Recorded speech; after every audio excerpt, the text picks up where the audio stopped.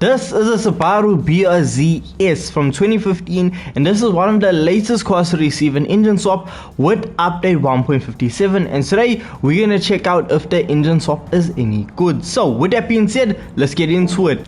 Now when it comes to the engine swap for the Subaru, we actually have two different engine swaps. We have the V8 from the Suzuki Vision GT, or we have the EJ20 Impreza rally car engine, and this is the one we're going to be looking at today due to the fact of this is the latest one, this is the new edition. So when we're throwing this engine in by spending 425,000 credits and seeing how good the Subaru BRZ actually is. Now before we engine swap this car, we need a benchmark to see how big of an improvement we actually getting from this engine swap. So standard, the Subaru does a lap time of 2 minutes and 3 seconds. And fully upgraded, we see now it just ran a 1 minute 39. So fully upgraded, the car is super planted and it has so much grip. It's so points and shoots. It has about just over 400 horsepower, so not really the fastest thing about, but still the drivability is the key factor with it. But now with the engine swap,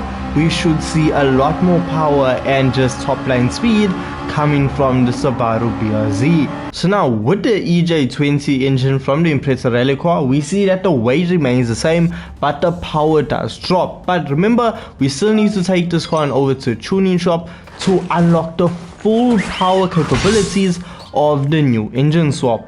And now we see with the purchase of the high RPM turbocharger, the power figure now shoots up to 788 brake horsepower, and once again the weight still remains the same at just over 1000 kgs. So a lot more power in a vehicle that is still extremely lightweight. So this may be extremely sketchy, or it may be just insanely good. So immediately you can feel there's a massive power delivery. There's a massive difference in the power delivery, as we are now doing almost 280 kilometers per hour coming into the first corner. Light tap on the brakes, and we do need to watch out how aggressively we get on the power, because as you can see, the rear end does step out now.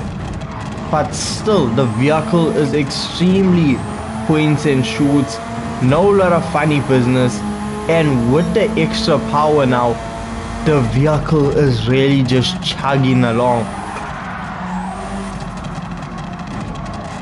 It really brings a new lease on life for the Subaru. It's so fast now.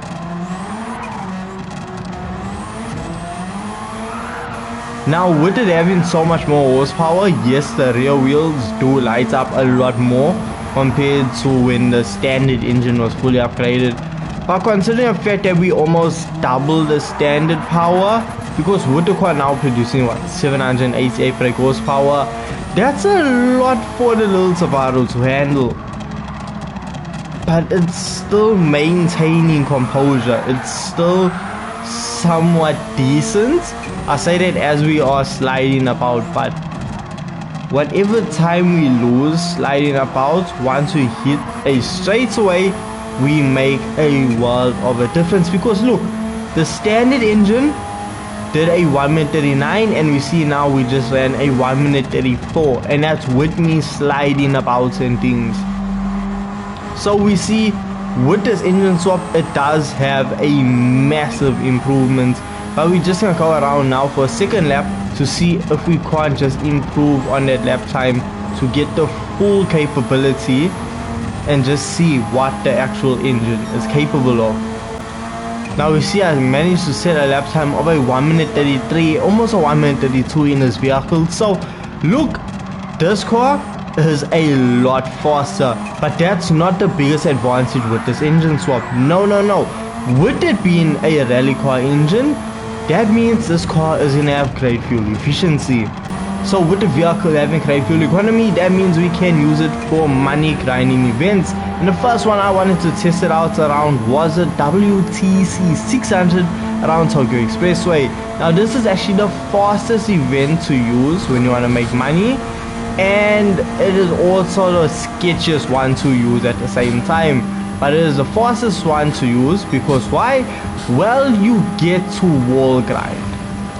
Yeah, so that's how you get fast times using this event. But even if you don't wall grind, this vehicle is still more than capable of getting the win.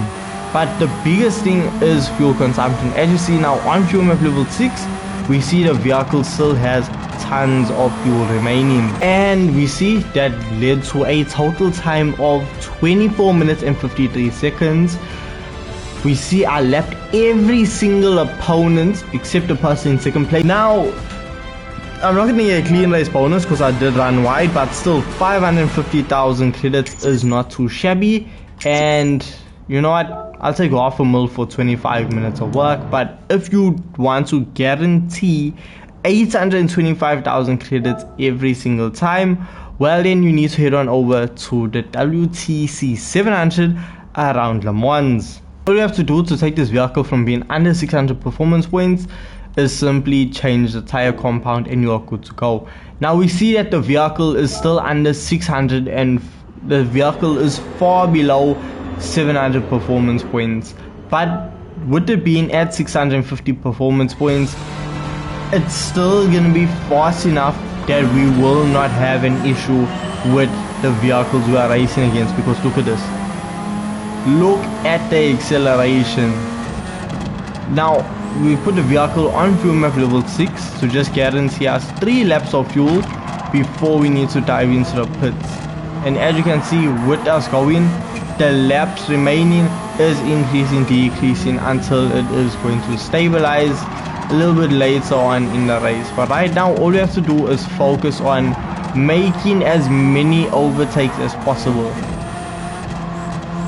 Now when it comes to the initial lap and what you want to aim for, I always say a vehicle that can do an initial lap of 4 minutes and 10 seconds or faster is a vehicle I will be using to money grind. And we see with the Subaru doing over 310 kilometers per hour before it needs to slam on the brakes, it's looking very capable of beating out that time. Now with the Subaru, it is still extremely planted, and with this power we really just close in on the opponents. I mean right now I'm in third position, closing in on second. Look, I'm not even slipstreaming. That's how much more power the Subaru has compared to the cars we are racing against. And just like that, I am now in first position. It took what, just over a minute and 30 seconds to get into first. That just simply shows you how fast the Subaru actually is. So now we see the vehicle set an initial lap time of a 3 minute and 58 second lap, and we see we have 68% of fuel remaining. So what that means is this vehicle will be able to do 3 laps of fuel, will be able to do 3 laps of the circuit before it needs to dive into a pit to refuel, and the car is still setting lap times a whole lot faster than your opponent. So this is gonna be a very capable vehicle of getting you a super easy and clean win with this event. And unlike the WTC 600, the only way you will not get a clean race bonus is if you overtake under a yellow flag, and it is very seldom that that even happens during this event. So this Subaru right here is an absolute track weapon. It's a money grinding machine, and for the amount of money you're gonna spend to engine swap it and upgrade it, you are gonna reap a return with this vehicle. So with that being said, the Subaru BRZ, this engine swap makes it very capable of being an extremely good vehicle to make a lot of money with. But so does the engine swap. And which one you should pick, well, we are gonna find that out in an upcoming video. So if you don't want to miss out on that, hit the subscribe button. Let me know your thoughts of this engine swap in the comment section down below, and I'll catch you guys in the next video. Peace.